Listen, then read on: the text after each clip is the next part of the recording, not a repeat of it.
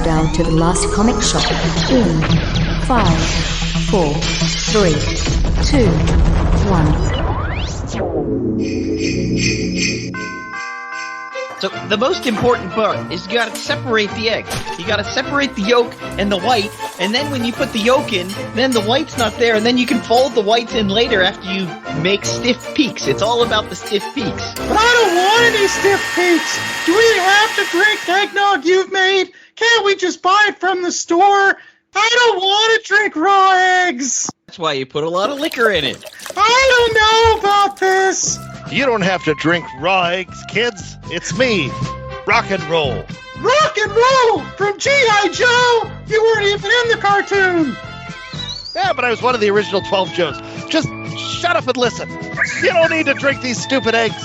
Don't eat eggnog that's been sitting out all day, or you're going to be back behind the shed underneath the mistletoe spewing your guts out. You seem to be talking from experience. Listen, I've had some hard times. Anyway, don't drink those raw eggs, kids. Get something else. Go to the store. How can we go to the store? As long as we can still put liquor in it, I'm okay with that. Hey, you're not drunk and driving, are you? Don't drink and drive either. It's so many things.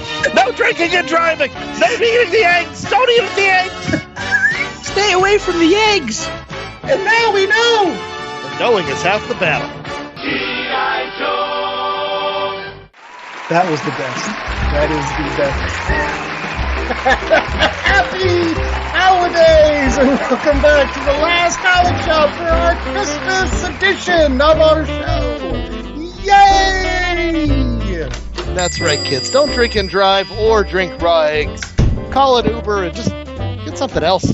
J.A. does make a mean homemade eggnog, I've heard. More out of necessity than anything else, since it's hard to find eggnog in the store here in the Philippines or in Asia in general. So how does eggnog even happen? Well, you need an egg and then you need some nog. Like Naugahyde? Naugahyde windpipe. That's a PCU shout out. PCU, now you're dating yourself. No, it's surprising that the Philippines don't have eggnog, given that, I don't know, they celebrate Christmas for about 4 months. I guess they just run out in September, and then they just don't have any by the actual time Christmas rolls around. So, Jay, can you clear up, because this came up on another show, what is the Filipino Christmas 4-month siesta, whatever it is? Explain. It's because it's a Burr month. Every month that ends in Burr. September, October, November, December. Burr. Yeah, this makes no sense to me. I'm not shivering. I'm the host with the most, Andy Larson. I'm joined by Chad Smith and Jay Scott. I hope you liked our rendition of a classic G.I. Joe PSA at the beginning of our Christmas program here. I don't know if classic is the way that one went, but Rock and Roll did have that sweet beard. Like, man. Oh, yeah. I have recollections of a great issue where him and Scarlet and Snake Eyes like have to ride in a motorcycle across the desert. I think it's early in the Marvel run. Like, I had it in a treasury for G.I. Joe. But Chad, do you recall this? Not off the top of my head. Well, it was awesome because, like, you know, Snake Eyes and Scarlet were cuddling, and Rock and Roll's just like, I don't know, I want to watch. He's a dirty old man with a sweet, sweet beard. But if you're wondering why we're talking about G.I. Joe on today's program, it's because we're going to be covering a G.I. Joe book, and it has actually a lot to do with the G.I. Joe cartoon series. It is Chad's Christmas present on the show today. He wanted to review IDW's G.I. Joe Saturday Morning Adventures. Is that what it was? Yeah, I got that right. I know what I'm talking about. It's a wonderful 4-issue miniseries that they just wrapped up here in 2022. And we're going to check it out and see if it holds up to some of that childhood nostalgia. But speaking of nostalgia, J.A. has a special Christmas-related activity for us on the Last Comic Shop for all of our fans. This is our holiday party here at the shop. So what do you got for us, J.A.? Yeah, I'm sick of your quizzes, so I'm giving the quiz. I'm the quiz master. Me! You're just tired of losing to Chad. And looking like a chump. Yes. From chump to quizmaster. I'm for it, J.A. All right. So same rules apply. 10 questions apiece. Whoever gets more of them right wins and gets eggnog. shipped from the Philippines. Ew, that's gonna be So- a leaky box. So clumpy. So we got what? We gotta flip a coin to see who goes first. Does anyone have a coin? So please, sir, do you have a coin? Just a copper. I'll go get you your Christmas turkey. God bless us, everyone. All right, Chad, call it in the air. Heads. It is tails. I go first. Question 1. Which country started the tradition of putting up a Christmas tree? I think that would be Germany. We'll say Germany. You are correct. Question 2. How many ghosts show up in A Christmas Carol? That would be 3. You are incorrect. You forgot Jacob Marley. Please, son of a gun. See, I got to think about these. You threw me that slow ball across the plate, and I didn't see the changeup. Question 3. In Home Alone, where are the McAllisters going on holiday when they leave Kevin behind? Paris, France? I think it's in That is- France. You are correct, sir. Oh, there you go. Question 4. In which country did eggnog originate? So where would they have eggs and lots of nog?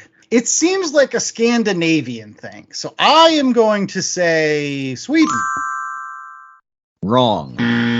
It is Oh. Britain. Wow. Something gross, so it had to come from Britain. Did you get your steak and kidney pie? Did you have some chips and peas? Yes, mushy peas. Oh, God. But it's not chips. It's like French fries, steak Right, fries. but still, it's gross as hell. Question 5. How many gifts were given in total in the 12 days of Christmas? Oh, how many gifts? Count them birds. What? You're making me do really hard math? All right, so there's 2 at the first because it's a partridge and a pear tree. And then there's 4. Then there's another Well, that's 3. one gift, though. That's gift. Oh, well, then I'll say 13 then. No, because it goes through the song 12 times. It's 364. See, I was never going to get that. Math was not my strong suit. I was too pretty for math. Question 6. How about this one? For history, what year did Mariah Carey's All I Want for Christmas Is You come out? Oh, geez. 1994? Ding, ding, ding, ding. You are correct, sir. That was a total pull out of left field. Is that the last addition to the Christmas canon? Like, has there been anything else since? Now, my wife also likes that In Sync. Merry Christmas, baby. Merry Christmas. Question 7. In which Christmas movie does Tom Hanks play 6 of the characters? Is that the Polar Express? It is the Polar Express. He plays Hero Boy, Father, Conductor, Hobo, Scrooge, and Santa Claus. Well, there you go. He's a very talented man, that Tom Hanks. Question 8. In which country is it tradition to eat KFC for Christmas dinner? That would be China? I think it was China. Isn't it China? Is Alabama a country? It should be. What, did I get it right? You did not, sir. It is Japan. Oh. Question 9. In the movie Love Actually, which character sang Christmas is All Around? Oh, Love Actually. Hugh Grant? No. It was Billy Mack, played by Bill Nighy. That's Christmas one. is all around me, and that's it so it snows. Oh, boy. Actually, my wife's never made me watch that one, so I've never actually seen this, The Love Actually. I've seen that other one, The Holiday, or the one with the Jack Blacks and the Cameron Diaz's, and they swap places. Is that The Holiday? I think that's The Holiday. There you Yeah, you're missing Pete Keira Knightley. Maybe I should watch that. Okay, last question. You are on 4 right now, so see if you can get to 5 and put some pressure on Chad. How many of Rudolph's fellow reindeers' names start with D? Ooh, so there's Dancer, Prancer, Vixen, Comet, Cupid, Donner, and Blitzen. So that's 3. Correct. Ah! Donna. It's a 50%. Bam! I was going to say, and I want to go on record as being very nervous, not only about all the math with these questions, but the lack of multiple choice answers. I'm going to suffer. Let's see if I can uncrown the king. All right. Are you ready, Chad? No, but let's do it anyway. Okay. Question number 1. What is traditionally hidden inside a Christmas pudding? More pudding. No, it is a coin. Oh, shit. That sounds terrible. That's as bad as, like, razor blades and, like, Snickers bars. Yeah, honestly. Because there's no holes in those. They just get stuck in the esophagus. There goes Tiny Tim. Question number 2. What decoration do elves traditionally have on their shoes? Bells. Correct. Woohoo! Elves bells, baby. Question number 3. If you were born on Christmas Day, what is your star sign? Capricorn is a star sign. It is. Capricorn it is. Wow. I'm feeling the pressure here. Question 4. What is the best-selling Christmas single of all time? White Crosby, or Bing Crosby's White Christmas. Correct. Wait a second. He was about to say White Crosby's. Half a point. With the head cold here. Leave me alone. I was real close on both halves. It wasn't the Chipmunk song? That's one of my favorites. That's a good... Alvin! Question number 5. What color suit did Santa wear until Coca-Cola rebranded it? Green. Correct. Oh! I guess colors. You can't see them. They all look great to you, but... Red, green, colorblind, both of them are iffy. Question number 6. In the episode of Friends, the one with the holiday armadillo, who dresses up as an armadillo? Oh, that's Ross. Correct. Teach Ben about Jewish traditions and how they're just as cool as Santa Claus. I feel like it's slowly slipping away from me at this point. Question number 7. In Mean Girls, which Christmas song do the Plastics get up on stage to perform? I'm going to say All I Want for Christmas Is You, but I don't know this one. No, it is Jingle Bell Rock by Bobby Helm. Question number 8. Which Christmassy song plays at the end of the 1988 Christmas film Die Hard? Ooh. This is in my head somewhere. I'll Be Home for Christmas. No, it is Let It Snow, Let It Snow, Let It Snow. Let It There we Snow go. by Sammy Kahn and Jewel Stein. Okay, question number 9. What color are mistletoe berries? Can I just say red? You can, but you would be wrong. They are white. Yeah, that's holly. Holly berries are Yeah, you're red. thinking of holly berries. Right. Red. Suck my holly berries. Anyway, next question. Okay. So he's tied with me. So he can win if he gets this one. I should be able to steal. Question number 10. In Home Alone 2, who does Kevin run into in the hotel lobby? Former President Donald Trump, but he wasn't former president yet. That is correct. Trumpers! Ruining my Christmas. You were trumped. I think that was part of the deal for them filming inside Trump Towers. Wow. He got the cameo in the movie. I can't believe I lost on that question. So Chad, you're the Christmas champion. You're the champion of all of 2022. Woohoo! I can't believe I got Capricorn. Cancer, Sagittarius, and Capricorn, and the rest, that's it. If I hadn't been hit so hard with algebra, maybe... No, it's you missing that slow one over the plate for the Jacob Marley. The Ghosts of Christmas.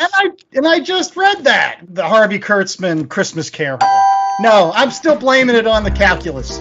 I didn't know there was going to be math. I would have brought a number 2 pencil. In any case, we'll be right back with more of The Last Comic Shop after these commercial breaks with more of our Christmas episode where we're going to be reviewing a toy you might have gotten for Christmas, which is G.I. Joe, and their Saturday morning cartoons, which are fun. Hello, friends. Do you like the 80s and Transformers? We are the Autopod Decepticast, and we started our podcast doing a minute-by-minute breakdown of the 1986 classic animated feature, Transformers the Movie. We've since moved on to an episode-by-episode review of the G1 series and just started Season 3. We have over 180 episodes, so if you're just discovering our show, there's plenty of gold to stuff into your ears, and it is very funny and fantastic. I'm not biased. We are on every podcast aggregator you could possibly stomach: Apple Podcasts, Stitcher, Spotify, Google Play, and our web presence is autopoddecepticast.com. We are at APodDcast on Twitter and all of the things. Autopod Decepticast, friends, for all your animated Transformer needs. Bye-bye. Okay, we're back. And this week we are going to cover from IDW G.I. Joe, A Real American Hero, The Saturday Morning Adventures, which was a 4-issue mini-series that if you did not know ahead of time, you would swear that it was taken directly from the classic animated Sunbow cartoon. But, J.A., why don't you give us the rundown on who created this awesome series? All right, so this series was written by Erik Burnham. Dan Schoening was the artist.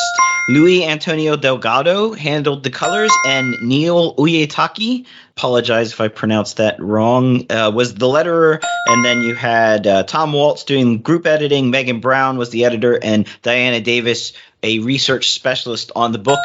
And let me tell you, she probably got her workout because literally like every single G.I. Joe shows up some point in this 4-issue run. Yeah, that's actually a little bit to its detriment because it's only 4 issues, so they don't get to spend a lot of time with some of my favorite Joes. Just a couple of them show up for a few panels. Still not enough Snake Eyes for me. Thank you very much.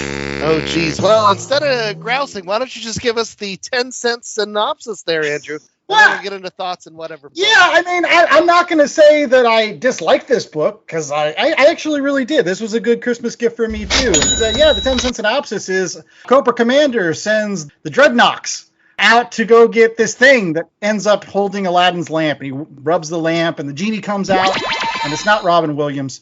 It's this other guy. And he says, hey, Cobra Commander, you get 3 wishes. And Cobra Commander's like, I want ultimate power. And he's like, I can't give that. I want all the Joes to fall down and worship Cobra. And he's like, no, I can't do that. And he's like, I want 5 giant bats. Giant bat robots. And he's like, I can do that. So he does. Joes fight them for a while. And then the Joes get wise. And I think Duke gets kidnapped, which is a common thing that happens in lots of G.I. Joe. Cobra Commander squanders his wishes, and eventually he wishes for there to be a final resolution to the G.I. Joe Cobra battle. And so the genie pops them all on an island and makes them fight to the death. And the day is saved by Shipwreck, which officially after this book is the Han Solo of the G.I. Joe universe. Because, like, although everybody thinks Snake Eyes is the coolest, it's really Shipwreck. Like, Shipwreck is the coolest guy on the Joes. And so, yeah, that's your 10-cent synopsis. Just like a cartoon, it was over in about 15 minutes, and then I wanted to go eat some candy. There you go. Now, I'm a huge G.I. Joe fan, and I know Andy has some G.I. Joe proclivities as well. But, Jay, I'm not really sure about your G.I. Joe background, and so let's start with you. Did this book do anything for you? What's your initial reactions to G.I. Joe Saturday Morning Adventures? I loved the ending bits where you had that one page of knowing is half the battle, G.I. Joe moral equivalent. And the first one I thought, oh, this is kind of fun. But then the second one and the third one and the fourth, they were a lot more cheeky. And you could tell that they were sort of playing with the expectation versus just being straight up. So it was, I'm like, is this real or is this satire? I think this is satire. This is very cheeky if it's satire. Or I'm overthinking this, which is probably what I did with G.I. Joe, the cartoon. So I overthought it. Yeah, but it's close enough. You can't really tell. That's the beauty of G.I. Joe. It's like so bad it's good. Or is it just good? Is it live or is it Memorex? I like the second one the most because it features, again, my favorite G.I. Joe of all time, Snake Eyes, and he doesn't talk at all. And the kid's just reacting to him like, yes, Snake Eyes, I should go do that thing. You're right, Snake Eyes. Yeah, stealing is wrong, Snake Eyes. No, you're right. I'm going to go take this comic book back and apologize, Snake Eyes. Snake Eyes, thanks for setting me straight, buddy. Like, stop staring at me. Your eyes are burning a hole into my soul. I can't stand the guilt. Will you say something? I will say this, that now after reading this particular book, I want to go back and read some of that Real Ghostbusters stuff. Mikey Wood mentioned that the same creative team that did this G.I. Joe also did the Real Ghostbusters for IDW, right? Yes, and those books are fantastic. Burnham and Schoening have been working with Ghostbusters at IDW, for years and years and years. And they have covered the original team. They have covered the Ghostbusters with Melissa McCarthy and Kristen Wiig and that crew. They did the new Ghostbusters. They managed to do them all at the same time. And they are just great at crafting a universe where if you're a Ghostbusters fan, you can pick up those stories at any time and dip right in. But it's even more impressive what they did here, I think, just because this does not look like a Burnham and Schoening Ghostbusters book. This looks like the G.I. Joe cartoon from the 80s. Yeah, it does. Like, there's no question. Like, if you are a fan of nostalgia, this is a shot right in the arm. Like, this is the pure stuff. Hey, man, you want a little of this on your Christmas? Yeah, you know you like it. Because all the art is perfect. It looks exactly like the cartoon show. Not the crappy dink third season, which is awful. But the first 2 seasons of G.I. Joe, which I know I'm a huge fan of. Again, I think the only grousing I'm going to do is not enough Snake Eyes. I mean, I do like the fact that they finally put Snake Eyes against Storm Shadow in this, because I never bought Storm Shadow versus Spirit. Forget that nonsense. That was just because they didn't know how to write Snake Eyes in the show. And then there was another battle with like Firefly, and he's fighting Quick Kick, and he says, why couldn't I fight the Quiet One? And I lost it. See, that was my one critical note, because I was indoctrinated as a 6-year-old to be like, no, Spirit, Iron Knife, and Storm Shadow, those are the mortal enemies. Not the Snake Eyes guy. He's off dancing with wolves and carrying his glowing radioactive nuclear waste, and everything else was so spot on with the cartoon. Whenever they threw that in there, I'm like, wait a minute. No, it's not. Larry Hama was like, good, you finally got it right. Again, it boggles my mind how they made this awesome cartoon show, but yet no Snake Eyes. And here you get some, which is good, but not enough for me. And that was really my issue with the whole story, was there was just too many Joes, too many different characters. And it seemed like they all wanted to give each one of them a beat or a couple of beats, but it wasn't quite long enough. Like, I wanted a bit more of this character. I wanted a bit more of that character.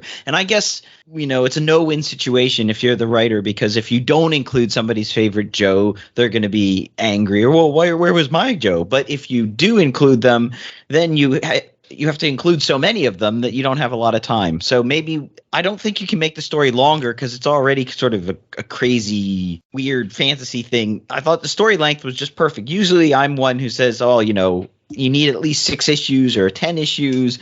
This was perfect length. I just felt that the character beats were a little bit truncated because of the need to include so many different characters. Right. Yeah, just a couple that I don't think I got enough of other than Snake Eyes. Roadblock didn't show up at all, or nearly at all. I don't actually think I saw Stalker. Was Stalker in this at all? He's up in the battle scenes. Oh, again, short shrifting Stalker. It seems like that's another MO. Like, he's one of the original 12 Joes. And like everyone's like, nah, forget it. Like, Roadblock's cooler. It was the original Joe that used to have the red patches, and he was like the laser sniper. Zap. Yes, I had him. There you go. Yeah, so I did not read the G.I. Joe comic book until later on in life. And so my initial exposure to G.I. Joe was totally through the cartoon. And my G.I. Joe adventures I made up in my head was totally based on the cartoon characters. And so to stick up for Burnham and Schoening in this story, this 4-issue miniseries, it felt like an episode of the cartoon.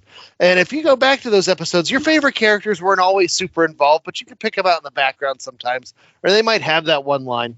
And this is just the best of serving that kind of nostalgia, where they made sure the beats were there. They made sure Cobra Commander has the opportunity for ultimate power, but what does he spend it on? A unit of giant bats. And then once the Joes figure out, we just need to shoot them in their knees, they'll break down. And then Destro's like, wait, I can fix that. We'll put, force fields in other places. You see Destro trying to manipulate Cobra Commander. Like, all that stuff was great. They get Duke and they throw him into the arena. And did you guys catch whenever he throw him into the arena, the guards or the other people that are in the arena with Duke, they're the old, why can't I think of their name? Help me out, Andy. Visionaries? You get the Visionaries in the arena with Duke. You get the Minotaur comes back. And then everybody had just enough, I think, to show that they were there. And it was obviously, a labor of love for these characters. And like I said, everything just fits. Down to the PSAs at the end. How over the top and crazy it was. All the people in Cobra that are, totally unfaithful to the Cobra Commander's mission. They're just there to get paid. Yeah. Like Destro, when he flies out and meets up with Flint, and he's like, listen, ending the war between Joe and Cobra is not in my best interest, so you guys are going to have to do something. Or when Firefly tries to run away, and the genie's like, nope, you get back in there. It was just super well done. No, I agree. I mean, it was super cool. And it's going to sound like I did like this. This was a great Christmas present. This is like getting that G.I. Joe Havoc that we talked about that J.A. and I got for one Christmas. Like, this was great. I just had some nitpicky things. Like, first off, you mentioned that it was only 4 issues. It should have been 5. If you're going to have this be a Monday through Friday, it's going to be 5. It's not 4. There's not 4 weekdays. There's 5 weekdays. And if you're going to have a special, it's 5 episodes. Right? Right. And then secondly, you could use that extra episode to talk about more Joes that, I didn't get to see enough of. Where was Alpine? I love Alpine. He's in there. Yeah, but for 2 seconds. Bazooka and CoverGirl. There wasn't enough Flint and Lady J smooching on the sidelines. I could have used like that. I could have used Destro and Baroness smooching. There's only one Joe that's missing, and I assume it was for rights-related issues. Sergeant Slaughter. Oh, yeah. Yeah. But they did have tons of vehicles in here. They did have they the literally flag. put all the toys on the board. Yeah, and they even make a comment of that when the genie dumps them all on the island to fight out. They're like, this seems like a toy box or a sandbox. Sandbox. Yeah. It's like, yeah, that's because that's what it is. And I think that it could have been a smidge longer. No, I think, one more issue. Just give some of those characters a little bit more time to breathe and time on panel. Yeah. I mean, the only person I think got a lot of time on panel was Duke. Yeah. And rightfully so. If you watch the original first season of G.I. Joe, he's the main character. It's him and Cobra Commander. They're the leaders, so they're always in the episodes. But Yeah, Zartan got his fair share. I'm a big Zartan fan. I was always a big fan of the twins, Tomax and Zaymont. And they got their time. They got knocked out with one quick kick. Shipwreck got some time too. I mean, Shipwreck was ultimately, again, the guy that saves the day in the end, and rightfully so. And I'm not going to give it away as to what he wishes for with his 3 wishes, but it totally fits. It's less Shipwreck. It's what's the bird's name? I think it's just Polly. I mean, why would Shipwreck name his parrot anything else other than Polly? Polly want a shipwreck? So it's not Shipwreck so much as Polly who saves the day. Really? But you need that for those plot reasons, because when you have those genies' wishes, you need the little esoteric, no member of Joe or Cobra can enter that cave. But Polly's not an official member. So It honestly was, I started having second thoughts about ever finding Aladdin's lamp, because I thought to myself, nope, it's like the monkey's paw. Any wish that I really ask for, there's going to be some sort of loophole. I'm going to say it incorrectly. My wording will be wrong. I'll never exactly get what I want. It's like hitting the Powerball. You could win all that money, but haven't you ever seen those shows? It always just ends in terror. You lose all your money to the strippers, or, everything ends horrifically. You just build a lot of giant bats in your backyard. That's right. And then you're like, how am I supposed to power these things? I don't know. Destro keeps fleecing me out of upgrades. Do you want the rust preventer? You should get the care package just in case these things break down. It's only an extra $29.99 a month. Yeah, never do the warranty. Don't spring for the warranty. They're just trying to get you, Destro. Well, one thing that we're not going to try to get you with is our ratings, because they're going to be pretty straightforward. And I think you can probably guess what they are, but they'll be right after these commercial breaks. So until then, yo, Joe! Do you like comic books? Do you like comic book movies and TV shows? How about movie and TV reviews? If I just described you, good news! You can get all of the movie and TV reviews you're looking for with a good dose of witty banter and fun thrown into the mix by checking out Paperweight Entertainment. Join Derek and Ian every Friday for TV reviews on the Paperweight Entertainment podcast, and join Ian and Colonel Bob every Wednesday for the Silver Screen Scoundrel movie reviews. Find out more information about both shows at paperweightentertainment.com.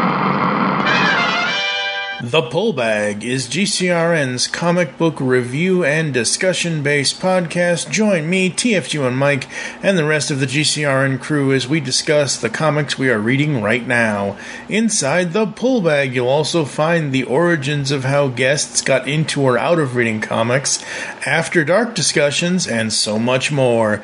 You can find The Pullbag every Wednesday, which is New Comic Book Day, only on geekcastradio.com and on anywhere you consume your podcasts.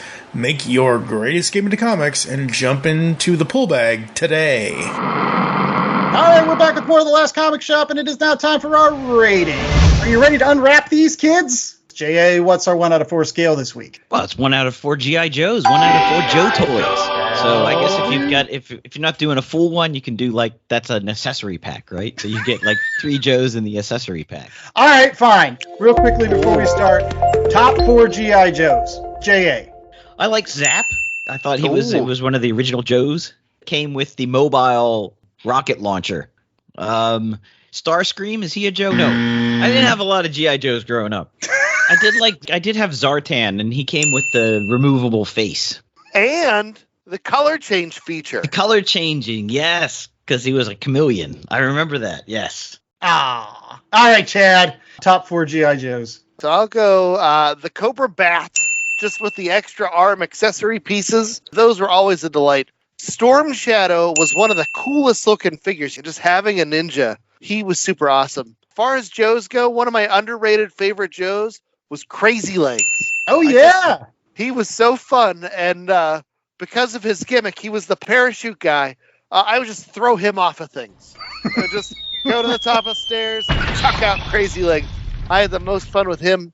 Let's see. For a fourth one, I'm going to go with the Lowly Cobra Trooper.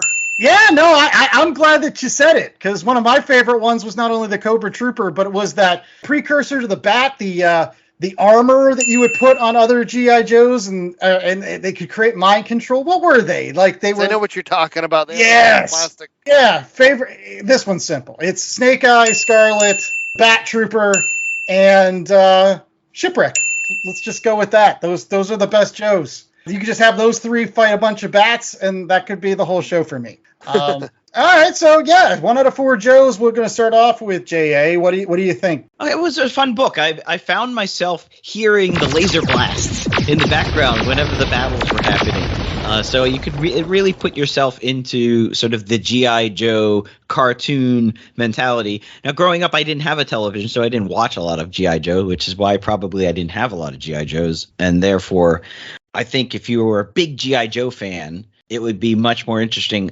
Kind of raises the question, is this more a pure nostalgia play? Like if I was to hand this to my son to read, who has zero connection to G.I. Joe, would he find it as interesting or not? I think the story is crazy and fun enough that he would find it interesting, but he wouldn't get the nuance of all the different characters. So I'm going to give it it's a solid 3. It's a 3 G.I. Joes.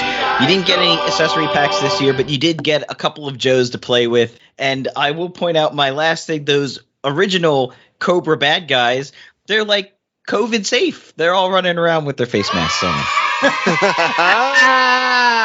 Yeah, no, I actually prefer the second Cobra Commander too, with the hood. I love the hooded Cobra Commander versus the one with the shiny face. He's so badass. And he fits with the rest of the troops. They all wear fabric on their heads, so why not? I'll go next, and I think I'm going to go a little bit above what J.A. said, but not a full 4. I'm not being a Scrooge on this. I'm not, because I really did enjoy it. But I think I'm going to give it a 3.75. Why? Because, again, it could have been a skosh longer. It could have had that Friday episode. We got cut short at Thursday, and we're like, what is this? This doesn't wrap up my week in a proper way. And as a result of having an additional episode, you could have got a couple more moments of folks. Where was Tunnel Rat? He was another favorite G.I. Joe of mine. I loved Tunnel Rat. I know he doesn't show up until the movies, but who cares? I still like Tunnel Rat. Otherwise, though, this team, I hope that they eventually work on Masters of the Universe, because they could knock that out of the park. Chad? Worth noting, Tunnel Rat was originally modeled off of Larry Hama's likeness. Oh, So there you go. For me, as a Joe fan that grew up with a cartoon and then later came into the Joe comic books, and I love this. I think this touched all the right bases. The plot was bananas enough. The Cobra faction was underhanded enough, and nobody trusted anybody. And the Joes, I could hear the voices. I alluded to earlier. You could hear, the knockoff Jack Nicholson Shipwreck anytime he was talking. You could hear Duke, when he's tossed into the arena, and just all of it comes flooding back. And listen, I would love if this series went longer. And they came out with these every now and again. I think 4 was enough. I think this is one of those things when you're dipping your toes into the nostalgia waters and you're just saying, hey, we're going to give you a little taste. Like, you don't want to go too far with that. You don't want to be too thorough, because sooner or later, you run out of steam and it's like, oh, we're still doing this. And plus, IDW's losing the G.I. Joe license at the end of the year here. And so they had to get this in. They are also doing a similar Saturday morning adventure style book for the Teenage Mutant Ninja Turtles, and they are not doing it the same way, where it's not as closely adhesive to the original animation style, and it's not as good. I think this was exactly what I wanted it to be, so I have no choice but to give it a 4. 4 Joes. Yo-Joe, it's enough to fill up that little belt clip they used to have back in the day, and then some. That brings up interesting. Maybe if they had put this out packaged with like a Retro Joe action figure, that would have been cool. Yeah. I don't even think they make them, right? They don't make the O-Ring Joes Retro, do they? They are back to making those. You can order them off of HasbroPulse.com. Yeah, they'll charge you a lot more for them. Of course they will. But they're out there. That's because they know who's buying them. The people with money. So they're like, $25 for this toy you would have got for $5 back in the day, forget it. They knew who wants those under the Christmas tree. And one thing that we hope that is under your Christmas tree is some of our recommendations. But we're going to be a little bit of Scrooge to you fellas, because it's our holiday party. And we are going to give recommendations to each other. As you may or may not know, last year, during our Christmas episode, we gave recommendations to each other. Now, I don't know if any of us actually read the books other than J.A., because Chad did recommend Amazing Fantasy, and we did read that book. Yes, and after Chad recommended it, we read it on the show, and then he apologized for recommending it. Told you I hadn't read it all the way through, but it seemed promising. Those first issues were very promising. Right. I will say that J.A. recommended to me that I read the entire run of Spider-Man 2099. I didn't get that far. I think I read the first 25 issues.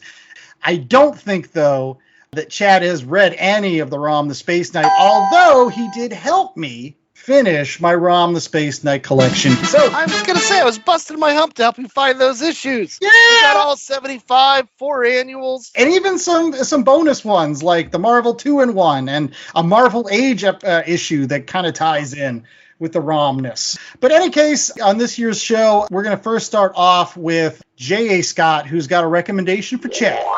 So what comic book present are you giving Chad this year? All right, so this might be the present that you don't actually want, but I think it needs to be given because we talk a lot on this show about how Dan Slott is great if he's writing for characters you don't like. But if he's writing your favorite character, it kills it.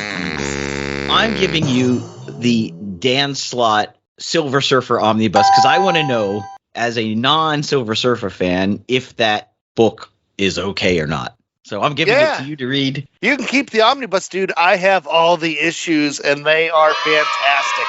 There's even the Mobius strip issue where Allred and Slott, they plotted out where the story goes, forwards and backwards, and you can turn it around and start it again into a perpetual loop. Oh, man. That omnibus, I'm sure, is a great find. It's definitely worth it if you are not heavily invested into the Silver Surfer backstory. You'll learn to love Dawn Greenwood. She's your favorite manic pixie dream girl come to life. Put on a surfboard. She names the surfboard Toomey because, he's always surfboard to me. Toomey's your name. But no, it's fun. It's ridiculous. And I'm not a Doctor Who guy, so apparently it stole liberally from Doctor Who. I was like, oh, this is new to me, and I like it. So, Oh, very nice. Yeah, Chad can read it again and then come back on a show and talk a little more about it. All right, Chad, your recommendation is for this guy, the host with the most. So what are you recommending for me, buddy? oh man, just been doing this GI Joe show. I already alluded to the fact that IDW is losing the GI Joe license at the end. And so one of the things I haven't been following Larry Hama's run. He did 155 issues at Marvel, and they had the last issue where Snake Eyes gets a letter from Sean, who was the son of one of the original Crimson Guardsmen, one of the CGs. But Sean writes this letter to Snake Eyes. It was a wonderful cap on the G.I. Joe series. And then when IDW got the license, Larry Hama picked up with a G.I. Joe issue 155 and a half and brought it all the way up to 300. And so I'm not going to recommend the entire run, but I am going to recommend that you flesh out some highlights of the Hama IDW run. Okay. Including where they kill Snake Eyes, take him off the board. And then this last run, it starts with issue number 296. It's called All In. And it's written by Larry Hama. There's art by S.L. Gallant. And basically, Cobra is running a casino, and that's where Cobra Commander is putting his efforts. And behind the scenes at the casino, Dr. Mindbender has resurrected Genghis Khan, who comes out and decides he's going to be the new Serpentor. And it has all the touchstones of the Larry Hama Joe stories, where there's the slightest tinge of realism. Like, you get the Joes come and join the battle, but they're doing the checkpoints on all their vehicles to make sure all the stuff works. Or whenever they go into the casino, they're making sure that certain Joes are laying down suppressive fire while other Joes are restocking and reloading. So you have those bits of elements and the bits of actual war, at play. And then you mix it with the clone of Genghis Khan, clones of Snake Eyes, G.I. Joe's walking through the casino and assuring the people there at the slot machines, no, this is just a fire drill. Go back to playing and having fun. It's so ridiculous. And because you're a big Snake Eyes guy, I'm going to tell you, not only do you get double the Snake Eyes fun in here, you get more than that. The last storyline, it's called All In. It's issues 296 to 300. Genghis Khan decides he's going to become Serpentor, steals the armor. Destro's still doing all the things that Destro does.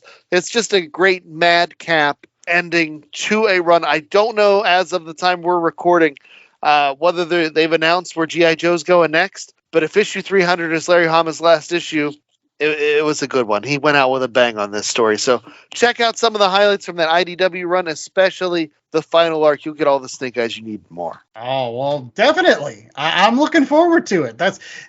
You've never steered me wrong with G.I. Joe in the past. Every single time that you've recommended a G.I. Joe book to me, I've enjoyed it. As far back as, that Chuckle series. Oh, yeah, the Cobra miniseries. Yes. I think we have to, in 2023, we have to cover that for JA, because that is such a great series. So my Christmas gift for J.A. Scott, I think, kind of fits a lot of his likes when it comes to comic books. Like myself, he's a big fan of kind of like the pulpy 1930s, 1940s. He's always a big fan of Indiana Jones and kind of those adventures back in the old days, as well as adventures starring literary characters. Yes, that's right. So my recommendation for J.A. is that he finally reads a great series that was released several years ago called Five Ghosts, done by Frank Barbary. The art in this is straight up almost like John Buscema-esque in terms of its design work. The story is about a treasure seeker named Fabian Gray. He gets this mystical artifact called the Dreamstone, which allows him to channel the powers and experiences of 5 fictional characters, or AKA ghosts. So he can channel the powers of Robin Hood, Dracula, Merlin, Sherlock Holmes, and Musashi. Basically, he can either be the greatest detective in the world, he can have awesome arrow shooting abilities, ? He can become a vampire, he can become a sorcerer, or he can become an awesome samurai. And he uses these powers to stop as often they do in the 1930s and 40s, Nazis from stealing something like in a very traditional sense like Indiana Jones. But it is a super, super awesome book. It's got all the things that you want from like a pulp story. It's got magic. It's got Cthulhu monsters. It's got ancient temples filled with like bloodthirsty savages. Just so much wonderful stuff in this particular book that I think that not only will you fall in love with the first trade, which is called The Haunting of Fabian Gray, but you'll want to read the rest. And there was an actual ending to it. It only ran, I think, for like 18 issues in an annual. So you could actually probably read the entire series. And hopefully you like it. I will check it out because I love things that come to an end. The current Hickman X-Men run doesn't look like it's ending anytime soon. So will be nice. Well, I mean, not with Hickman. He just set it up and then decided to go away. Right. Everyone's got to play with the same toys, though. They got to put the one page of text in every book. I'm telling you, that's coming out. It's make an omnibus. And recommend it next year. One thing that's not going to stop either is the Last Comic Shop, as we've been alluding to on all previous shows. We have already signed our lease on the Last Comic Shop for 2023. So get ready for 52 new shows coming at you in next year. So yeah, we're going to be around. So make sure that you check us out. www.lastcomicshoppodcast.com. Give us a gift for this holiday season by just listening to our shows. Maybe saying some nice things about some of the comic books that we recommend. Maybe you've checked them out based on our show. And I enjoyed that. Thanks, Chad. Thanks, J.A. Thanks, Andy, for those recommendations. For us, that's the best gift of all. There you go. And you can find us on the socials if you want to interact with us there. We are at Last Comic Shop all over the place. Twitter, Instagram, and now YouTube. You can find us on YouTube. Find any videos there. Comments, leave feedback, let us know what you're thinking. But you can also always go back to the home base, www.lastcomicshoppodcast.com, where they can find what else, J.A.? Well, we've got links to our merch store, so it's the holiday season. You want to buy a present for your significant other or friend, or just need a new tote bag to carry around all those comic books you're buying in the dollar bins, or t-shirts, where we've got our holiday edition limited run of Last Comic Shop Christmas special t-shirt on sale right now. Check it out. They're going fast, kids. And while we are the Last Comic Shop podcast that we hope you need, we hope to not be the last comic shop out there. So we encourage everybody to go to the Comic Shop Locator, www.comicshoplocator.com, where you can find a spot where you might be able to pick up G.I. Joe, A Real American Hero Saturday Morning Adventures. Or maybe you want to follow along with some of the recommendations that we made today, including Dan Slott's Silver Surfer Omnibus. Your mileage may vary depending on how much you like the Silver Surfer. Thought it was great. Or maybe you want to pick up 5 Ghosts. Those trades are excellent as well. Or maybe you're a fan of that Larry Hama G.I. Joe run, which was different than the cartoon, but its own special sauce of craziness and realistic military action all somehow blended together. You can pick up the tail end of the IDW run, that All In, at comic shops now. All right. And until next week, when we'll not only have our year-end review. Yes, Chad's been crunching the numbers for all of our Last Comic Shop fans, so stick around to see what was our top 10 books, what were our top 10 downloaded episodes, all kinds of great metrics and data, because why? Kids love data, as we always say. Plus, you will have interviews with Jim Starlin that we cut at Baltimore Comic Con, interviews with Tony Fleece, interviews with Frank Cho. So make sure that you're tuning in next week for our last episode of 2022. Until then, I was the host, Andy Larson. I was joined by my ghosts of Christmas past, Jay Scott and Chad Smith. And until then, stay safe, stay holly, and remember that Meisterbrow is always the best beer to drink when you're emptying a chemical toilet. Merry Christmas! Shitter's full! So if we're the ghosts, does that make Mikey Wood the Jacob Marley to our Christmas past?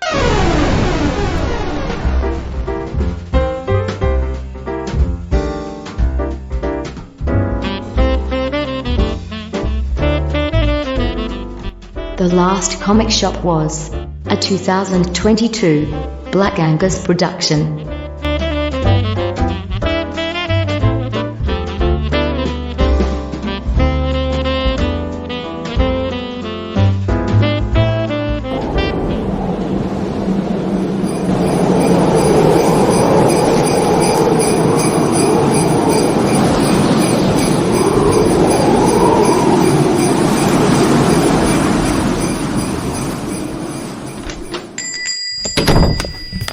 Hey guys, I'm here for the party. Where is everybody? I swore this was the right time. I mean, I got my gift and oh well. I guess I'll just sit down and open the only gift that's here. Mine. Let's see here. Oh, wow! Daggone! It was I got some Force Awakens boxer briefs, the comic book history of beer by Jonathan Hennessy and Mike Smith, and a Luke Bryan CD? Oh man, this is great! Who knew I was a fan of undergarments, beer, and mediocre country music? Thank you, Ethan. You are very kind to me. And here's wishing we can be a little kinder to each other this holiday season, like telling somebody when the show was supposed to be.